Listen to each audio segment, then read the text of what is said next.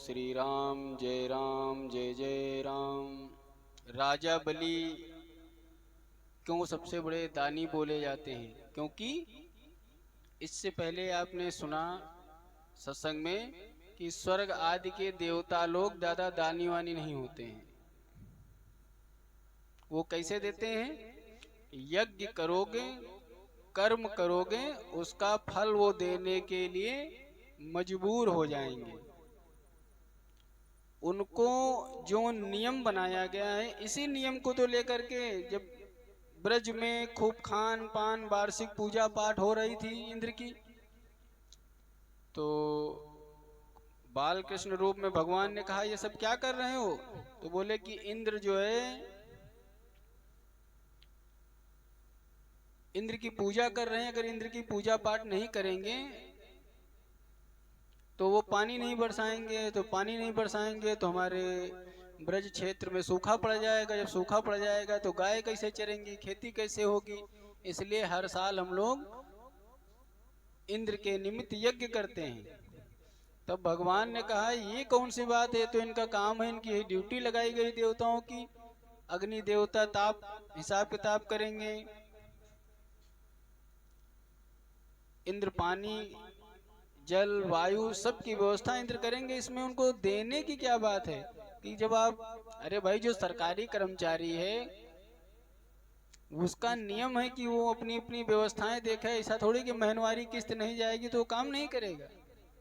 मतलब घूस पात नहीं दोगे तो क्या काम नहीं करेगा? अगर ठीक है तुम खिला पिला रहे हो, लेकिन एक बार हम चेक करेंगे, क्योंकि जब अधिकारी आ जाएगा, ठीक है तुम अपना 10 20 50 दे के फाइल आगे बढ़वा लेते हो, ठीक है, लेकिन क्या नहीं दी जाए तो वो काम ही नहीं करेगा। तो नंद बाबा ने कहा कि अभी तक तो भैया यही होता चला आ रहा है कि हम लोग यही मान्यता रखते हैं। तो इन्होंने कहा इस बार नहीं करते हैं, यानी इस बार ये इनका यज्ञ नहीं करते हैं। और देखें कि पानी नहीं बरसाएंगे, क्या करेंगे? क्या उपद्रव डालते हैं? मतलब अपना कार्य सही से कर रहे हैं कि नहीं कर रहे हैं, भगवान चेक करने के उद्देश्य से। तो बोले जब पूजा पाठ एक मेला से वार्षिक लोग इकट्ठे हो जाते हैं, 4 5 गांव के लोग, और एक दूसरे की संस्कृति, मेलाएं क्या, मेलों में मेला के माध्यम से एक दूसरे गांव वालों को जानना, कबड्डी, कुश्ती, एक दूसरे की गायें आती हैं, प्रजाति जानना, बीज, जैसे आजकल प्रदर्शनी लगती है तो गांव के मेलों में ऐसे ही होता था कि 10 गांव के लोग इकट्ठे होते थे। किसके बच्चे शादी करने वाले हैं, किसकी लड़की की शादी नहीं हुई है, किसके घर में क्या दिक्कत है, मेलों में एक दूसरे की संस्कृति जानी जाती थी। तो बोले ये सब बंद हो जाएगा तो कहीं कुछ नहीं है। हमारी गाय कहाँ चरने जाती हैं? कहीं गोवर्धन क्षेत्र में चरने, तो कहीं फिर वनस्पति पूजा चालू करो, गोवर्धन की पूजा करो। अब इन्होंने बनवाया खूब बढ़िया, ताजे ताजे फल फ्रूट, मिठाई, रबड़ी, दही, पकौड़े, खूब रसमलाई, एक से एक सब भोजन बने, 56 प्रकार के भोजन बनवाया और गोवर्धन जी के सामने रखे। वो पीछे से आए दिव्य रूप में, बोले मैं ही गोवर्धन हूँ। क्योंकि सभी जो कुछ है संसार में भगवान कृष्ण ही है, तो बोले मैं ही गोवर्धन। खूब बढ़िया भोग लगाए, तब ब्रज वाले बड़े प्रसन्न हुए। देखो साक्षात देवता हमारे यहाँ बैठे हुए थे, हम लोग इसको आग में डालते थे, हवन करते थे। महाराज अब मोह में आ गए इंद्र महाराज, कहने लगे कि ये कल का गैया चराने वालों का लड़का आज एक यज्ञ बंद हुआ है हमारे नाम से, कल 50 यज्ञ बंद हो जाएंगे। अच्छा होता क्या है, यहाँ पर यज्ञ करते रहो, धर्म करते रहो, धर्म करोगे तो तुम्हारी वृद्धि। यज्ञ जो होता है, यज्ञ भाग में देवताओं और पुष्ट होते रहते हैं। तो क्या रहता है, जितने यज्ञ करते रहोगे उनकी पुष्टि होती रहती, उनका सामर्थ्य बल बढ़ता रहता है। तो क्या होता था, जिसको बैठे बैठे खिलाते रहोगे, भगवान का कहने का मतलब था, वो उतना आलसी हो जाएगा। ये अपना काम कायदे से करें, ड्यूटी निभाएं, इनको बैठा के न खिलाओ। ये देवताओं के प्रति भगवान का भाव आ गया। तो महाराज बरसाए पानी इतना इंद्र की, और समझते हो यहाँ एक बादल फट जाता है, देखो कितनी आजकल न्यूज आ रही, तबाही आ रही। कह रहे हैं 7 दिन तक हाथी के पांव के बराबर मोटी मोटी धारें गिरी हैं। बादल तो बादल छोड़ दो, पूरा इंद्रलोक का पानी फट गया। कहीं बाढ़ वाढ़ नहीं आई थी, जितने दिन पानी बरसा उतने दिन कहाँ चले जाएं, क्योंकि सबकी छतें गिर गई, सबकी झोपड़ी गिर गई, गायों को चोट लगने लगी। तब सब अच्छा, हम लोगों की देखो पब्लिक है, ये पब्लिक की डिमांड तुरंत बदलती है। जब कान्हा ने कहा गोवर्धन भोग लगेगी, तो हमारे ब्रज वाले भैया सब बड़े सीधे, ठीक है गोवर्धन को भोग लगा देंगे। और जब पानी बरसे लगे तो सब लाठी लेके खड़े हो गए, नहीं करने दियो ना कान्हो यज्ञ, तो क्या हुआ, देखो इंद्र सब बहाए ले गए हो। तो बोले कुछ नहीं है, गोवर्धन को गए और छमनी अपनी छोटी उंगली से पूरा पर्वत उठा लिया, बोले आ जाओ इसके नीचे। जब खाए हैं तो भाई उतनी मेहनत भी करेंगे, इतना खाए पिए। 7 दिन तक उसे गोवर्धन पर्वत के नीचे सबको रोके रहे, इंद्र थक के हार गए और नीचे चेक करने आए क्या बचा है, तो देखे सब कुछ बचा है, हमारा पानी नहीं बचा है। हाथ जोड़ के खड़े हो गए। तो कहने लगे कि जब राजा बलि इंद्र के सिंहासन पर अभिषिक्त कर दिए गए, ठीक, तो वो भी इंद्र के स्वभाव के जैसे हो गए कि नहीं हो गए। तो विरोचन कुमार बलि, तो उनकी भी ऋषि अप्सरा गंधर्व किन्नर नाग असुर संप्रदाय, अब ये ऐसे इंद्र थे कि इनकी सुर भी पूजा करेंगे और असुर भी पूजा करेंगे, मानवों की पूजा करेंगे। तो याचक जिन जिन कामनाओं को प्राप्त करने की इच्छा करते हैं, दानवराज बलि संपूर्ण याचकों को वही वही वस्तु प्रदान करते हैं। इतने बड़े दानी। कहने लगे देवराज इंद्र तो स्वर्ग में रहकर कभी दान नहीं करते थे, राजा बलि कैसे इतने बड़े दाता हो गए। भाई ये स्वभाव का देखिए, हर व्यक्ति की पूर्व संस्कार होते हैं। तो लोमस जी कहते हैं सुनो विप्रगणों, इंद्र ने पूर्व जन्म में 100 अश्वमेघ यज्ञों का अनुष्ठान किया था, इसलिए उन्हें अमरावती का राज्य प्राप्त हुआ। अब वे केवल भोग परायण ही रह गए हैं और स्वर्ग का राज्य पाने के पश्चात इंद्र में कृपणता आ गई, यानी कंजूस हो गए। अब विरोचन पुत्र बलि, राजा बलि की पूर्व जन्म की कथा सुनो। प्राचीन काल में वो देवताओं और ब्राह्मणों की निंदा करने वाला एक महापापी जुआरी था। वो सदा नारी पर संगम दृष्टि रखता, उन पे आसक्त रहता था, हर समय जुआ कपट पूर्ण धन जीते, अपने हाथों से पान का बीड़ा लगाकर गंधमाला आदि सामग्री लेकर वैश्याओं को भेंट देता था, उसके घर की ओर दौड़ा करता था। अब एक दिन इसी तरीके से वो भेंट लिया और वैश्या के घर की ओर दौड़ा, रास्ते में उसके पैर लड़खड़ाए और वो पृथ्वी पर गिर गया और मूर्छित हो गया। अब जब उसकी मूर्छा दूर हुई, तब वह पूर्व जन्म के किसी प्रभाव से उसके मन में सद्बुद्धि आ गई। पता नहीं कैसे गिरा, माइंड का दिमाग खराब होता है, याददाश्त चली जाती, तो वो उसकी याददाश्त गई चली, उसके आ गई सद्बुद्धि। अब जुआरी दुखी होकर के खेद करने लगा, इस हम क्या कर रहे थे, तो उसको वैराग्य हो गया। अब मूर्ख और जुआरी होने पर भी उसने पृथ्वी पर पड़ी हुई गंध पुष्प श्रेष्ठ सामग्री, जो चीज चढ़ाने जा रहा था, फूल वूल लेकर के वैश्या के यहाँ, वो लेके गया, भोलेनाथ को अर्पित कर दिया कि ये सब सामान भोलेनाथ को चढ़ाना चाहिए। अब भोलेनाथ को पुष्प गंध और वही पान जब चढ़ाया, तो मृत्यु कुछ समय बाद उसकी हो गई। तो उसको यमदूत ले गए यमराज के पास। यमराज के पास खड़ा हुआ तो यमराज ने कहा, ओ मूर्ख, तूने अपने जीवन में बड़े बड़े नरक भोगने वाले काम किए हैं। तो उसने कहा, यमराज जी एक बात बताओ, इतने बड़े जीवन में कोई एक काम तो कभी अच्छा किए होंगे कि सारे तुम्हारे हिसाब से गड़बड़ किए हैं। तब फाइल वाइल चेक कराई भाई, तो चित्रगुप्त ने कहा नहीं नहीं, इसने एक सत्कर्म किया है। क्या किया है? कहीं एक बार इसने शिव को समर्पित करके सामग्री चढ़ाई थी, शिव को एक बार इसने अभिषेक कर दिया है कोई तरीके से। तो बोला क्या इसका क्या फल है? तो बोले कि जो कभी कुछ नहीं करता है तो शिव जी को एक बार इसने पुष्प अक्षत गंध से अभिषेक कर दिया है, तो इसका फल तो ये बनना है कि ये 3 घड़ी के लिए, थोड़ी देर के लिए इंद्र बन सकता है। ऐसा शास्त्रों में लिखा है कि ये थोड़ी देर का इंद्र बन सकता है। तो यमराज ने कहा ये बताओ फिर तुमको सजा सारी सुनाई जाए। तो उसने कहा महाराज जो सुनाना आपने बताया है कि मैं हजारों साल नरक में रहने वाला काम करके आया हूँ, हमको कभी पता ही नहीं है कि अच्छा काम क्या होता है, तो कम से कम जो अच्छा काम हुआ है उसका फल पहले हमको भोगवा दो।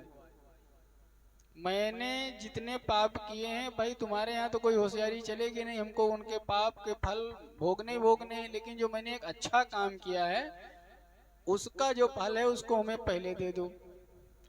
अब उसके ऐसा कहने पर महाबुद्धिमान देवगुरु बृहस्पति संपूर्ण देवताओं को लेकर के साथ वहां आए और कहने लगे कि ठीक है अब इसकी इच्छा पूरी कर दो। तो उस जुआरी को ऐरावत हाथी पर चढ़ा करके इंद्र भवन ले गए और पवित्र आत्मा बृहस्पति जी ने इंद्र को समझाया कि तुम मेरी आज्ञा से एक जो विधि का विधान है ब्रह्मा जी का, उनके हिसाब से इसको 3 घड़ी के लिए सिंहासन पर बिठा दो। अब गुरु की बात मानते हुए, जैसे वो पिक्चर आपकी बनी थी कि 24 घंटे का मुख्यमंत्री,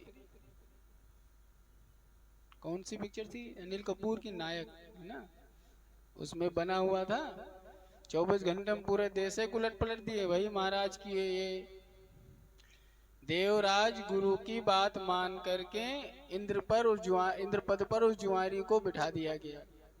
अब जुआरी ने दिमाग लगाया कि जो सामान पड़ा हुआ था उठा करके मैंने भोलेनाथ को दान कर दिया था, अब इसने जैसे ही बैठा स्वर्ग का जो है इंद्र ये बना, उसने वहां पर केवल दान करने का भंडारा खोल दिया, सारी संपदा का दान करना आरंभ कर दिया। महादेव के उस प्रिय भक्त ने, देखो भोलेनाथ कैसे होते हैं, उन्होंने खाली भोलेनाथ को छोड़ करके कोई ऐसे नाथ हमारे हैं नहीं जो देने में सोचे। जा रहा था माला पुष्प लेके, कहाँ चढ़ाने गिरा, चोट लगी सर में, बुद्धि भ्रमित हो गई, उठाया सामान, अरे ये तो शंकर जी को चढ़ाना चाहिए, हम जा रहे हैं इधर उधर लेकर के। वो सारी सामग्री जो गजरा फूल माला अपनी वैश्या फ्रेंड को पहनाने जा रहा था, तो गया शंकर जी को पहना दिया जाकर के। भोलेनाथ प्रसन्न, आज कम से कम आया तो, और 3 घड़ी का इंद्र बनने भर का फल उसको मिल गया। अब उस महादेव के भक्त ने दिमाग लगाया, क्या लगाया कि बड़ी बड़ी जितनी स्वर्ग की दिव्य वस्तुएं थी बुला बुला के ब्राह्मणों को दान देना उसने आरंभ कर दिया। जानते हो क्या किया? उच्च जो महादेव जी का भक्त ऐरावत हाथी अगस्त मुनि को दे दिया, और छोटे मोटे लोगों को नहीं दे रहा था, जिनको देने से महाफल मिले। उच्च श्रवा नामक घोड़ा किसको दे दिया? महर्षि विश्वामित्र को दे दिया। मतलब सब ऋषियों को बुला बुला करके, कोई छोटे मोटे नहीं, जैसे बोला कामधेनु गाय लिया और वशिष्ठ जी को दे दी। चिंतामणि उठाई गालो मुनि को समर्पित कर दिया।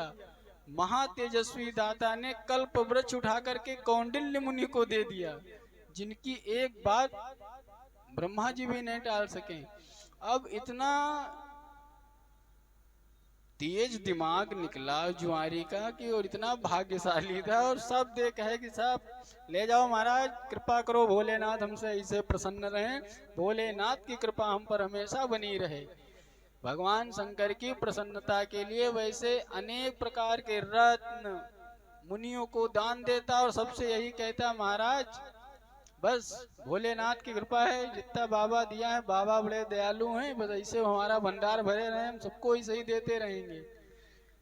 जो भाई पा जाए स्वर्ग की संपत्ति वो कहे भैया बहुत अच्छा आदमी है। अब इसने जब तक 3 घड़ी इसकी पूरी नहीं हुई, ये सिंहासन पर बैठा खाली दान ही देता रहा। और जब 3 घड़ी के बाद वो स्वर्ग से चला, तो इंद्र के अमरावती के सिंहासन पर बैठकर बृहस्पति ने, जब वो चला गया तो वो इंद्र फिर बैठे, कहने लगे गुरुदेव, आप 3 घड़ी के लिए कहा था यहाँ से बाहर चले जाओ। बृहस्पति को बुलाए, गुरुदेव आओ जरा, तुम्हारा एक चेला आया था जिसको तुमने बिठाला था, गजराज एरावत नहीं दिखाई दे रहे हैं, अश्वश्रेष्ठ उच्चैश्रवा कहाँ चले गए, समुद्र मंथन में प्राप्त पारिजात गायब, जितने दिव्य रत्न थे सब गायब। बृहस्पति जी बोले, ये जो जुआरी यहाँ आया था, तो कहे हाँ, कहे उसने यहाँ बहुत महान यज्ञ किया है, उसने ये महान कर्म किया है, और जब तक के लिए उसे इंद्र पद मिला था तब तक वो दान ही करता रहा। अगर ये कहीं एक दिन का काम होता, 3 घड़ी में इतनी देर कर दी, और कहीं ये हमेशा के लिए बन जाए तो। गुरु बृहस्पति जी का ये वचन सुनकर देवराज इंद्र ने पूछा, आचार्य अब मैं क्या करूं, ये बताओ, हमारा राज को संपदा वैभव तो सब खाली। बृहस्पति जी ने कहा, इंद्र, अपनी समृद्धि की प्राप्ति के लिए ये सारी बातें तुमको यमराज से कहनी चाहिए। ठीक है।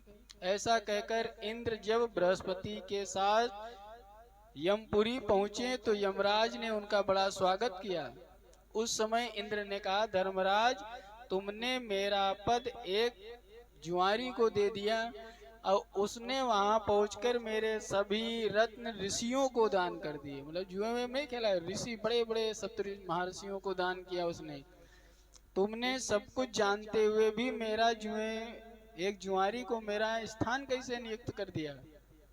तब धर्मराज ने कहा, हे देवेंद्र, तुम बड़े बड़े देवताओं के राजा हो, वृद्ध हो गए, किंतु तुम्हें अभी राज विषयक आसक्ति नहीं दूर हुई है, परंतु वो जुआरी तुम्हारी अपेक्षा एक महान पुण्य करने वाला उपार्जन किया है। अब धन देकर या चरणों में मस्तक झुकाकर विशेषता अगस्त आदि मुनियों से प्रार्थना करो, अगर वे तुम्हें सारी सामग्री लौटा दें तो लौटा दें, लेकिन उसको तुम कुछ नहीं कह सकते हो। बहुत अच्छा कह करके अमरावती को अपने ये चले आए। मतलब उस आत्मा से मिलने की भी तुमको वहां जाकर सबसे श्रेष्ठ इंद्र ने बहुत से धन देकर ऋषियों से अपनी वस्तुएं लौटाई। महाराज ये यज्ञ का सामान ले लो, बड़े अस्त्र शस्त्र दिए, पुण्य दिए, उन आश्रमों में सुविधाएं दी। तब स्वर्ग की चीजें कह रहे थे। सची देवी के साथ बहुत सी सामग्री लेके आए। बहुत से ऋषियों ने सोचा ये भोग विलास की चीजें हम क्या करेंगे, तो अब उन्हीं की धरोहर समझ के स्वर्ग में भेज दी कि जाओ। अब यमराज ने जुआरी को पुनः जन्म दे दिया और अपने किसी कर्म विपाक से दैत्यराज विरोचन के पुत्र यही कौन हुए, महाराज। उस समय उनकी माता सुरुचि और वह उदार मन वाला जुआरी सुरुचि के गर्भ में आकर स्थित हुआ। तब से प्रहलाद कुमार के विरोचन तथा सुरुचि का मन धर्म दान में अधिक लगने लगा। उसी समय गर्भ में आकर माता पिता की बुद्धि बहुत उत्तम हो गई, और वैसी बुद्धि बड़े बड़े ऋषि ज्ञानियों के लिए भी दुर्लभ थी। विरोचन का पुत्र जब गर्भ में था, उसी समय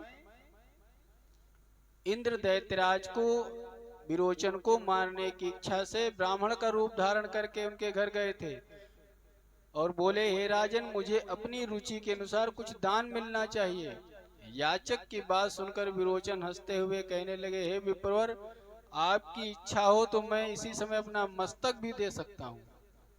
पिताजी भी जो है प्रहलाद के पुत्र विरोचन के पुत्र बलि भक्त राज प्रहलाद के पौत्र थे महाराज बलि। इसके सिवा अकंटक राज्य भी आपको दे दूंगा।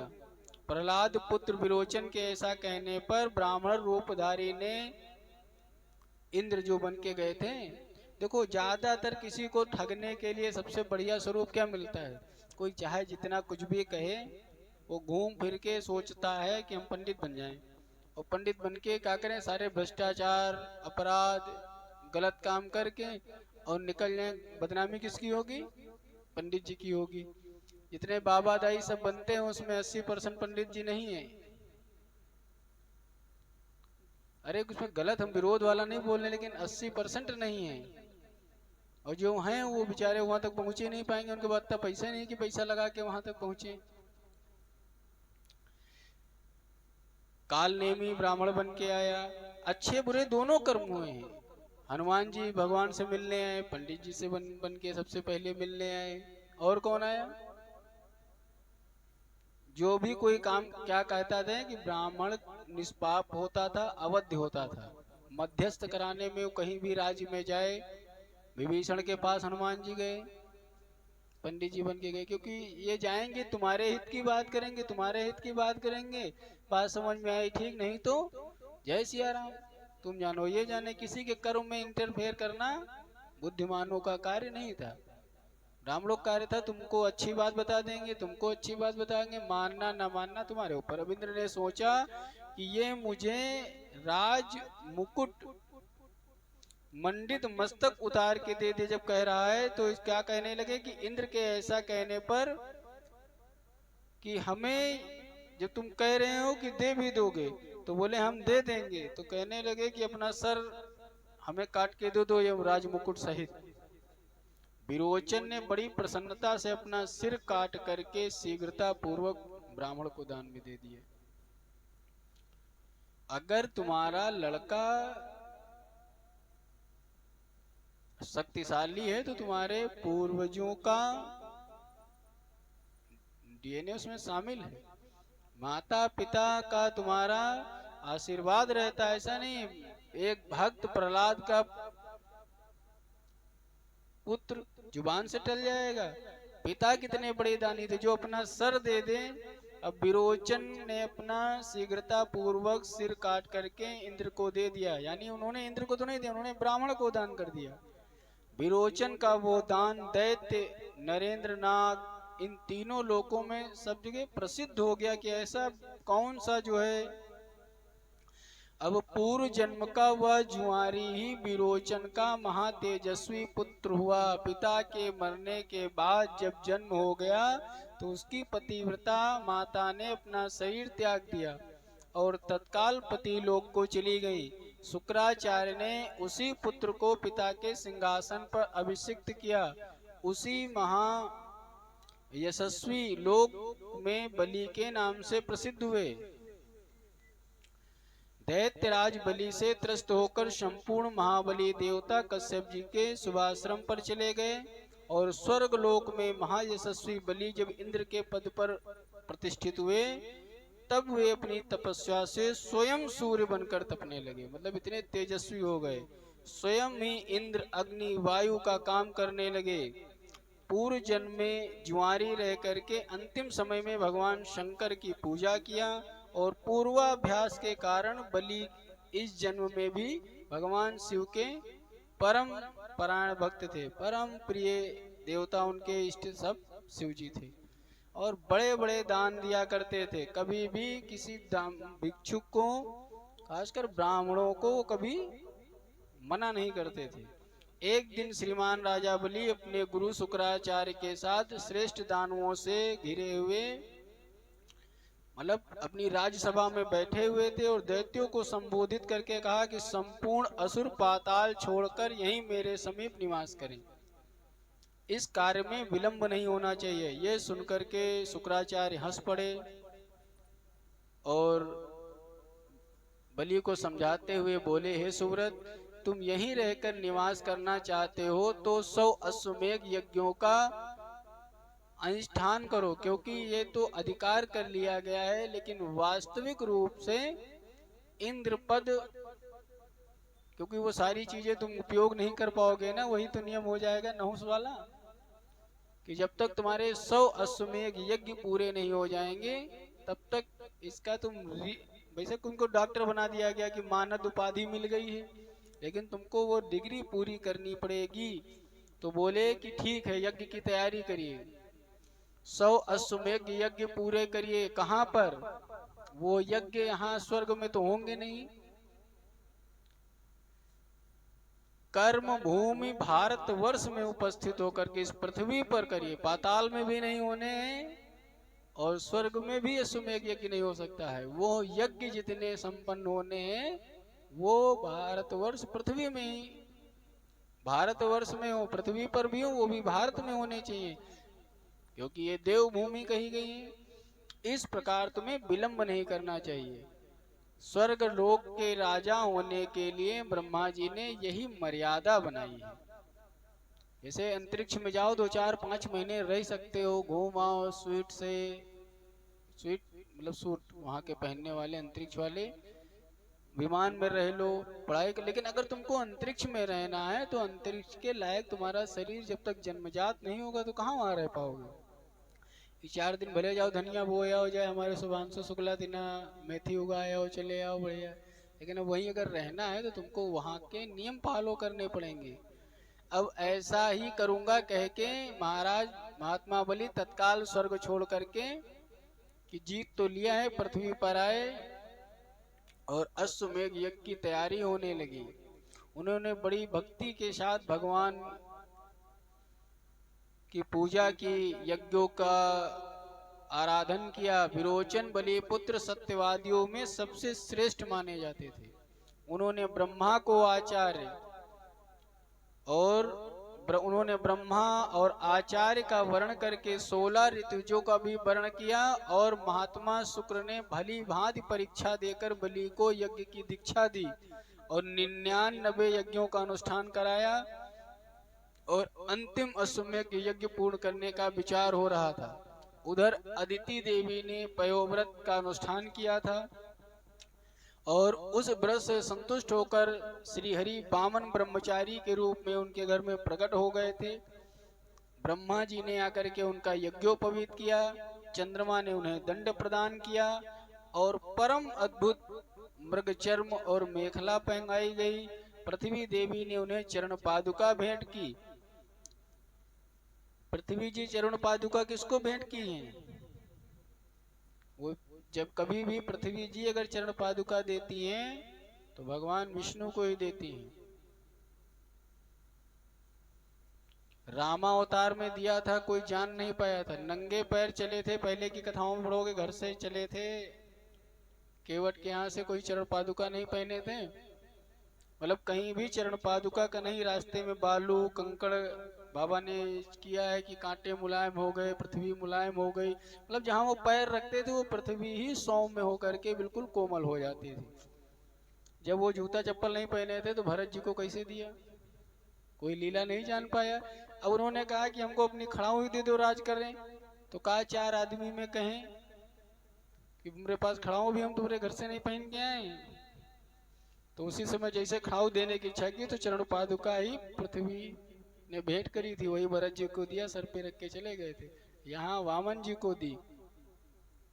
इस बारे में कोई दूसरा प्रमाण किसी को पता हो तो बताइएगा, लिखित में नहीं है, हमारी भगवान की कृपा से सोच है कि ऐसा ही हुआ होगा। एक बार शायद आध्यात्म रामायण में वर्णन किया गया है। अब इस तरह अन्य लोगों ने भी बटुकधारी भगवान को अनेक चीजें समर्पित की। ये लीला कब होती है? घर में जब जनेऊ होता है तो सब लोग जनेऊ में कपड़ा लत्ता वस्त्र चप्पल जूता देने आते, नहीं देने आते हैं, तो ब्रह्मचारी को सब लोग वहीं से देने की परंपरा है, क्योंकि ब्रह्मचारी अब जा रहा है तो उसको सामग्री कहाँ से मिलेगी। कश्यप जी अदिति को प्रणाम करके वामन भगवान बलि की यज्ञशाला में चले गए, क्योंकि बटुक ब्राह्मण जहाँ यज्ञ होता है, अब तो नियम ही नहीं बना, कहीं जाओ तो तुमको बैठने के लिए वार्ष नहीं, तो प्राचीन समय में भी ये अभी होनी चाहिए कि कोई बटुक स्नातक ब्राह्मण संत कहीं यज्ञशाला में जाएं तो उनकी एक स्थान सुरक्षित होते थे कि वो जाएंगे, उसमें उनको बैठे, भले वो भगवान का नाम जपें, कुछ करें न करें, जिसकी श्रद्धा होती थी वो दान पुण्य देता रहता था। तो ये भी यज्ञ में शामिल होने के लिए चले गए। उसी समय भगवान विष्णु की महिमा का सभी सुरेश्वर गान कर रहे थे। भगवान ने उस यज्ञ में पहुंच करके सामवेद की ऋचाओं का विधिवत गान किया। साम गान के अनंतर राजा बलि के वंश की प्रशंसा करते हुए बोले कि हे दैत्यराज, हिरण्याकश्यप के पुत्र प्रहलाद जी बड़े तेजस्वी, जितेंद्रिय और विष्णु भक्त हैं। उन्होंने दैत्यराज की सभा में नरसिंह भगवान को प्रकट किया था। हे महाभाग, उन्हीं प्रहलाद जी के तुम्हारे पिताजी थे, विरोचन के नाम से प्रसिद्ध हुए।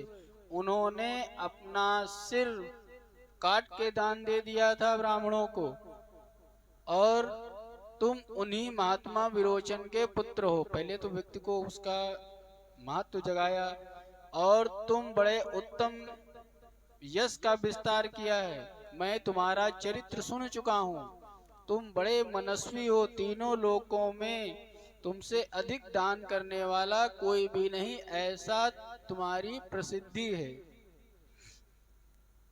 तथापि मेरे लिए तुम अगर क्योंकि जो सबसे बड़ा दान कहा गया है वो भूमि दान कहा गया, इसलिए अगर तुम चाहो तो मेरे लिए,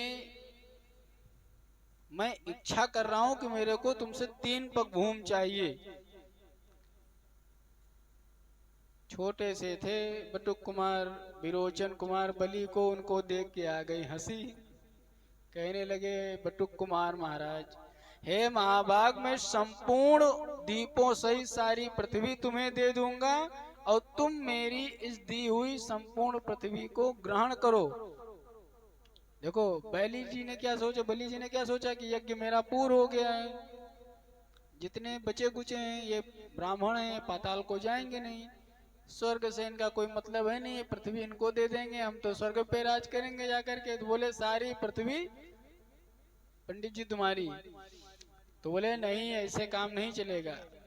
वामन जी ने कहा, दैत्यराज, स्वयं चलते समय मेरे 3 पगों से जितनी पृथ्वी नापी जाए उतनी दे दो, हम चलते चलते 3 कदम नाप लेंगे, उसके बाद हमें ज्यादा नहीं चाहिए। बलि हंसते हुए बोले, महाराज जहां से मन हो चल लो। यूं कहकर बलि कश्यप कुमार वामन जी का भली भांति पूजन किया, और उसी समय बड़े बड़े ऋषि कुमार महातेजस्वी बलि के सौभाग्य की प्रशंसा करने लगे। वामन जी की पूजा किया। ब्राह्मण की से होते गाय पूजा करो तो दान दो, तो वामन जी की पूजा करके राजा बलि जो ही उन्हें दान देने को तैयार हुए। अच्छा ये बताओ, जो कोई पूजा करेगा किसी के, तो सबसे पहला कर्म होता है पैर धुलना, पाद्य अर्घ्य आचमन। पहले कोई घर पे आए तो उसको सबसे पहले पैर धुलाइए, फिर हाथ धुलाइए, फिर उसके हाथ में अर्घ पात्र देकर के आचमन। ये तो बेसिक चीजें हैं, नहीं तो स्नान वस्त्र आदि। तो फिर क्या है, पैर धुलाया होगा, हाँ अर्घ दिया होगा, हाथ धुला करके कुल्ला वगैरह कराई। जो भगवान के पैर देख लेगा वो तुरंत पहचान जाएगा भगवान के। अगर एक बार मुख से तुम ना पहचान पाओ, लेकिन कभी भी पैर हमेशा वही रहते हैं, हमारे चरण कमल। सबरी मैया जो कोई देखे चुपचाप, उनकी फूल बिछे हुए थे, अगर कोई आ रहा है हटो हटो हटो हटो, वो कभी ऊपर नहीं देखती थी, खाली पैर देखा करती थी। और जैसे ही बूढ़ी हो गई थी, जब राम जी के पैर देखे चरण कमल से दौड़ते हुए चली आई, राम आ गए राम आ गए राम आ गए मेरे राम आ गए। कहीं चेहरा वहरा नहीं देखा था, ऊपर वो पैरों से पहचान गई। जैसे गंगा जी चरण से निकली, भगवान को पहचान गई। भगवान कृष्ण का जन्म हुआ, यमुना जी खूब पार करके लहरा रही थी, भगवान ने थोड़ा सा छोटा सा पैर लटकाया नीचे, देखा अरे चरण कमल है, बस स्पर्श किया। तो भगवान के चरण कमल को देख के क्या दैत्यराज बलि नहीं पहचान पाए, लेकिन उनके गुरु शुक्राचार्य ने उनको रोक दिया। एक यहाँ बात समझिएगा, हम बार बार कहते कहीं ना आप ये क्यों कह देते हो, तो मैंने कहा गुरु सर्वोच्च है, गुरु सर्वोच्च है, गुरु से बढ़कर कोई नहीं है। लेकिन जो गुरु भगवान से दूरी बना के और अपनी चलाने लगे, ऐसे गुरु को त्याग देना चाहिए। एक बार हमसे एक लोग नाराज हो गए, ये क्या कह रहे हो, यहाँ सुनिए। दैत्यराज बलि ने क्या किया, उनके गुरु शुक्राचार्य जी कैसे गुरु हैं कि साक्षात भगवान बैठे हैं, उनका शिष्य उनका पाद प्रक्षालन कर रहा है, पूजा कर रहा है, तो उन्होंने क्या कहा, ब्रह्मचारी का रूप धरे ये विष्णु हैं। तो इतने काम था गुरु को बताना। गुरु का काम है कि भगवान को बता देना। बार बार तुलसीदास जी को भगवान कई बार मिले लेकिन नहीं पहचान पाए, तो हनुमान जी कहे यार कई बार तो तुमको मिलवा चुके हैं, कई बार तुम्हारे यहाँ आ चुके हैं। तो बोले भैया ऐसे वैसे रूप में हम नहीं, जो जिस भाव में भक्त भजता है अपने इष्ट को उसी भाव में चाहिए। तो क्या बोला था, चित्रकूट के घाट पर बैसंतन की भीड़, तुलसीदास चंदन घिसे तिलक देत रघुवीर। ये तोता बन करके हनुमान जी ने चौपाई जब सुनाई, तब तुलसीदास जी पहचान पाए भगवान को। तो गुरु तुलसीदास जी के गुरु कौन, हनुमान जी। तो यहाँ इनका इतना काम था कि ये बताना कि ये साक्षात गुरु को काम है कि ये भाई हरि हैं।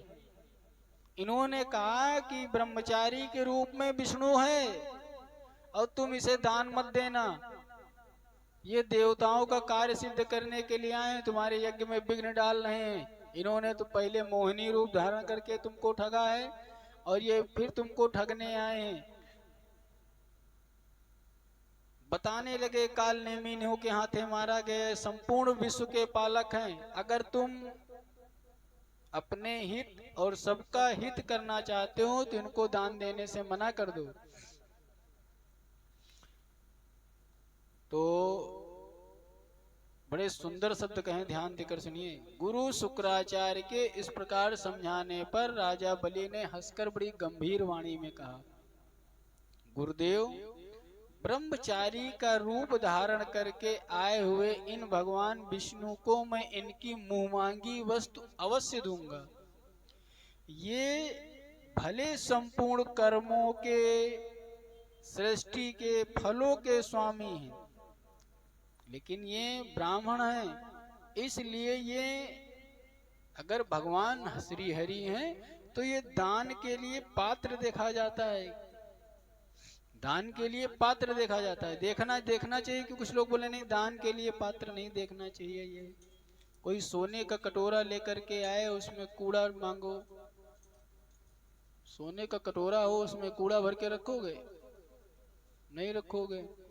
और कोई खीर बढ़िया अच्छी बनाए हो और वो डस्टबिन में कहे दे दो हमको खाना है, तुम दोगे, नहीं दोगे। तो हर चीज के पात्र होते हैं ना, कैसा किसको क्या दिया जाए। भूखे को खाना खिलाओ बहुत बड़ी बात है, गरीब की सेवा करो बड़ी बात है, लेकिन यज्ञ की जहाँ बात आ रही है वहाँ सुपात्र देखे जाते हैं। तो बोले भगवान से बड़ा कोई पात्र है। भगवान को प्रसन्न करने के लिए यज्ञ जप तप दान यज्ञ किए जाते हैं, और जो वो स्वयं आए हैं हमसे मांगने के लिए, जिनके चिंतन में, देखो इस शिष्य अपने गुरु को ज्ञान दे रहा है, जिनके चिंतन से वेद यज्ञ मंत्र तंत्र सभी पूर्णता को प्राप्त होते हैं, यज्ञपति हैं। आज वे विश्व के स्वामी सर्वात्मा श्री हरि कृपा करके अगर मेरा उद्धार करने के लिए यहाँ आए हैं, तो गुरुजी तुम कैसे कह रहे हो कि मेरा यज्ञ विध्वंस हो जाएगा। इनको अगर हम सब कुछ भी दान देंगे तो मेरा यज्ञ कैसे विध्वंस होगा, ये आप बताइए।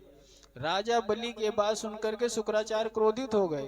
तू मेरी आज्ञा का उल्लंघन करके दान करना चाहता है, जा तू राजलक्ष्मी से वंचित हो जाएगा। और ऐसा श्राप दे करके अपने आश्रम को चले गए। तो उसी समय शुक्राचार्य जी को अब गुरु की आज्ञा ना मानना, गुरु का त्याग कर देना होता है। लेकिन जो गुरु भगवान से मिलने के लिए साक्षात रोके, तो शास्त्र कहता है ऐसे गुरु का त्याग कर दो जो स्वयं अपने आप को भगवान बना दे। राजा बलि ने कहा कि हम आपकी बात नहीं मानेंगे, आप चाहे खुश हो चाहे नाराज हो। वो पैर पटकते हुए चले गए और संकल्प के लिए, भूमदान के लिए संकल्पित उद्यत हो गए। दैत्य राज की पतिव्रता पत्नी महारानी विंध्यावती, विंध्यावली नाम था, आकर के पति देव के अर्धांग रूप में सुशोभित हो गई बगल में कि हम भी इस कार्य में आपके साथ हैं। इसको बोलते हैं धर्म पत्नी, कि अगर ये सब कुछ जा रहा है तो मत समझना कि हम कुछ रोकेंगे, या हमारे इसमें हम भी हैं दान देने में। उनके बाएं खड़ी हो गई आकर के।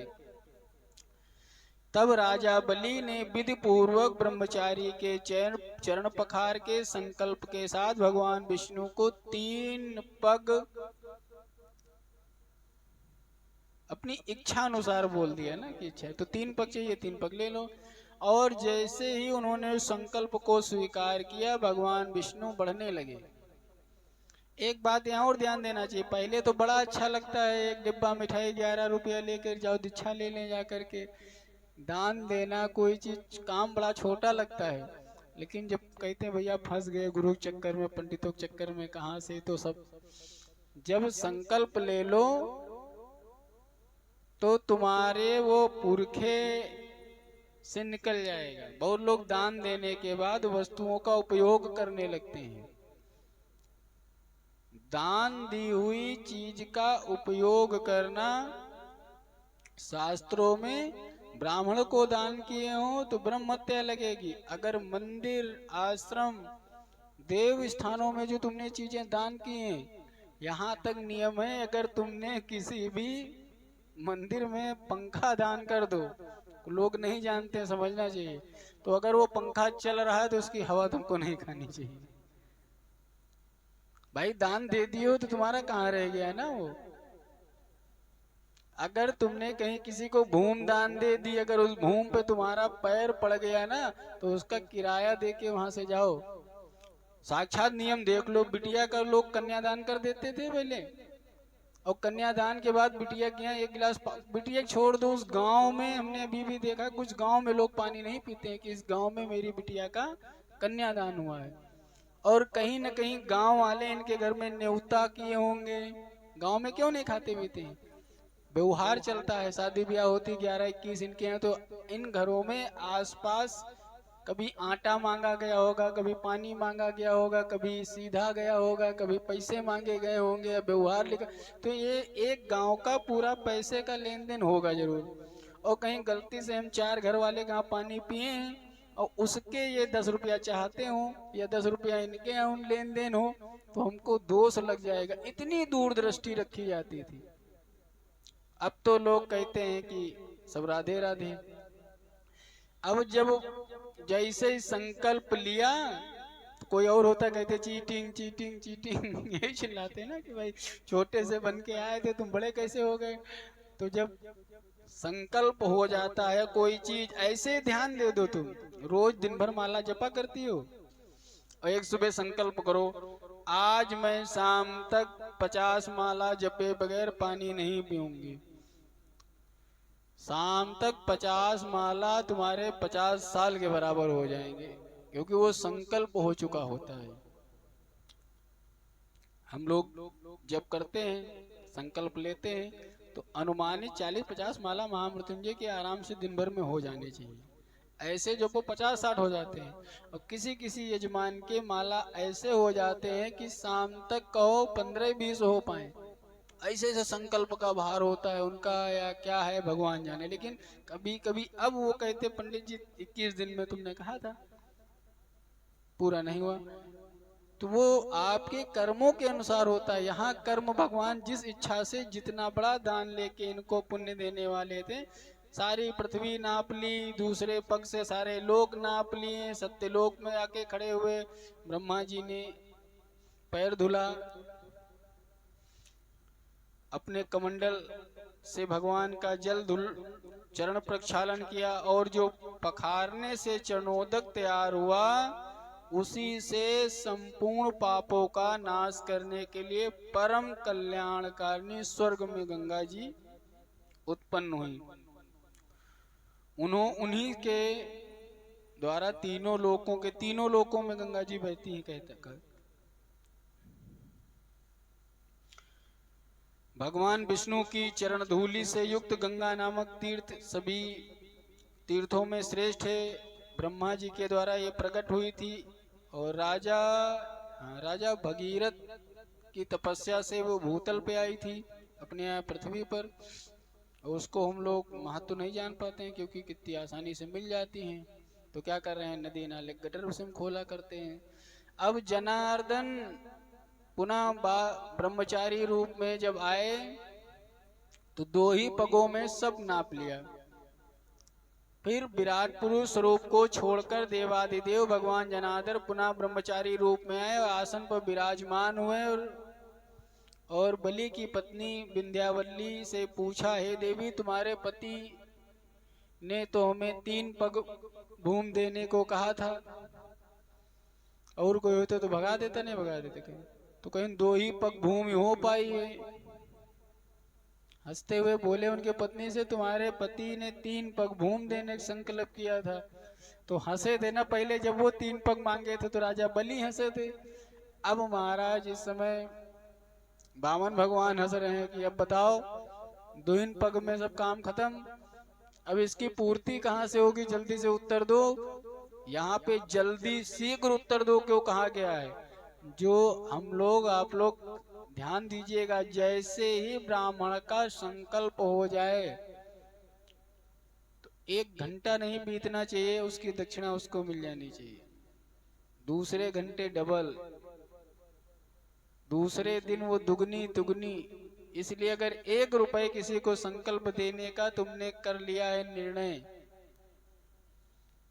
तो 1 महीने बाद तुम्हारी 7 पुरखें उस रुपए को नहीं चुका सकती हैं, जोड़ के देख लेना। तो बोले जल्दी से शीघ्र करो।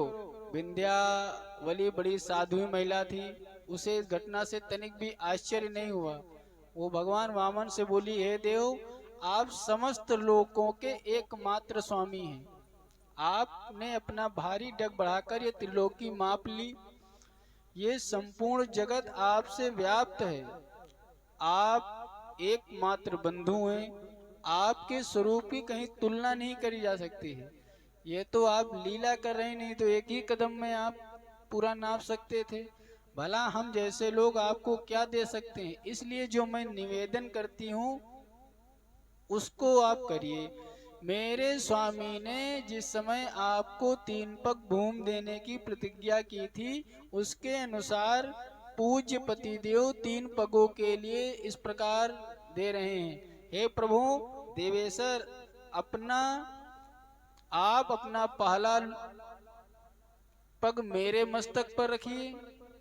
हे संसार के स्वामी, दूसरा पग मेरे इस बालक के मस्तक पर स्थापित करिए, हे जगन्नाथ, और तीसरा पग मेरे पति के मस्तक पर रख दीजिए, हे केशव।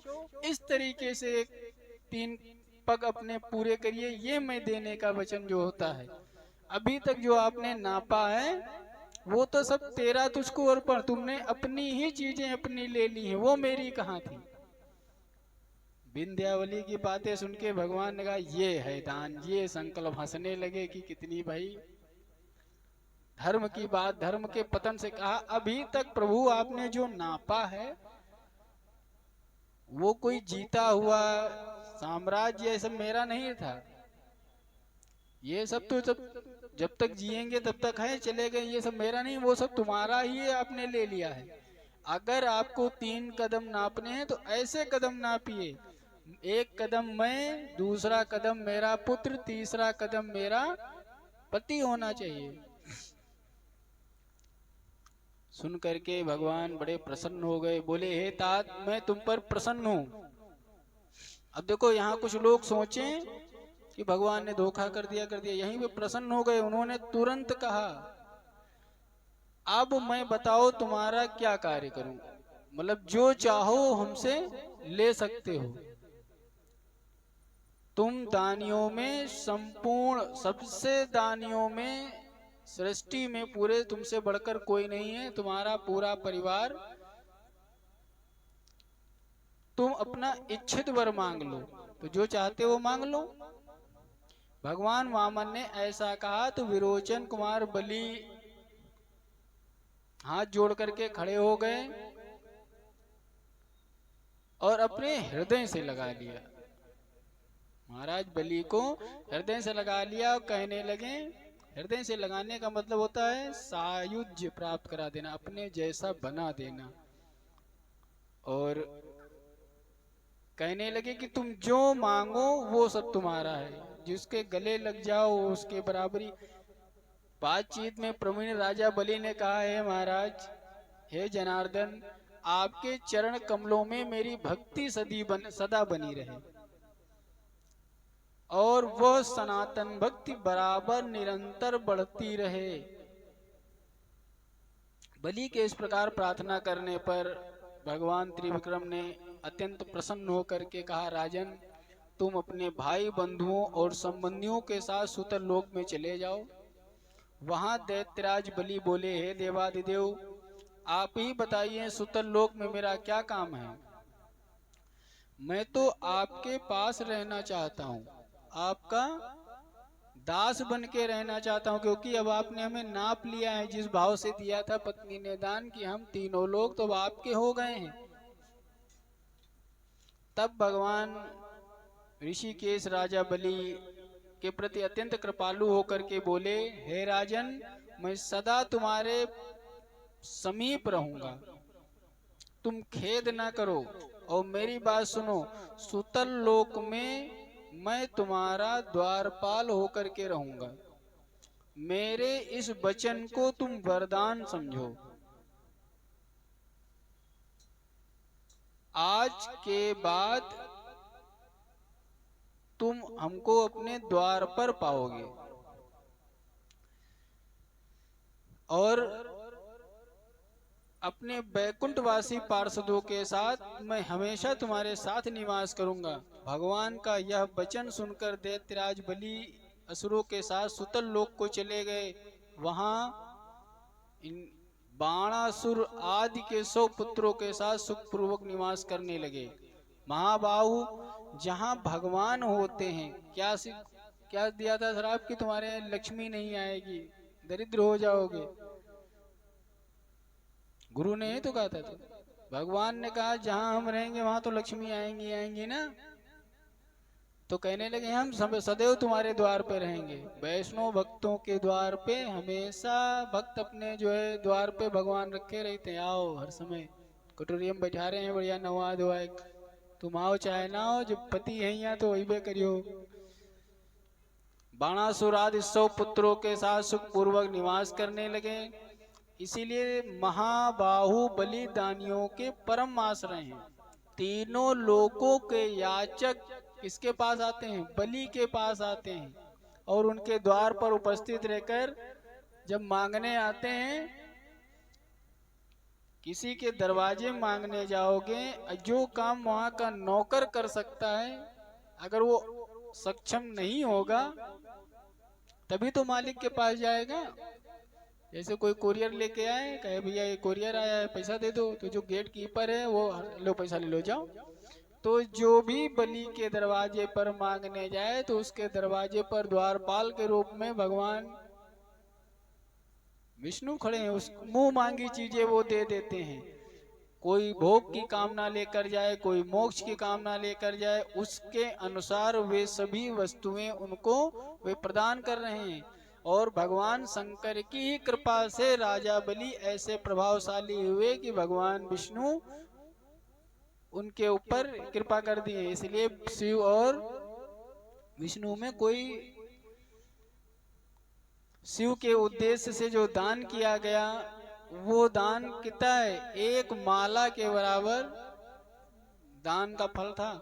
और अपवित्र में गिरी हुई गंध पुष्प, जिसको मानो कि हम लोग फूल गिर जाए उठाओ न चढ़ाएंगे नहीं, तो महादेव की सेवा में गंध पुष्प अर्पण करते हैं। उनके भाग्य में क्या कहा जाए। इसके आगे भी और आती है कि ना कि भगवान विष्णु यहाँ गए तो लक्ष्मी जी यहाँ आई। तो लक्ष्मी जी ने राजा बलि को अपना मानसिक भाई बनाया,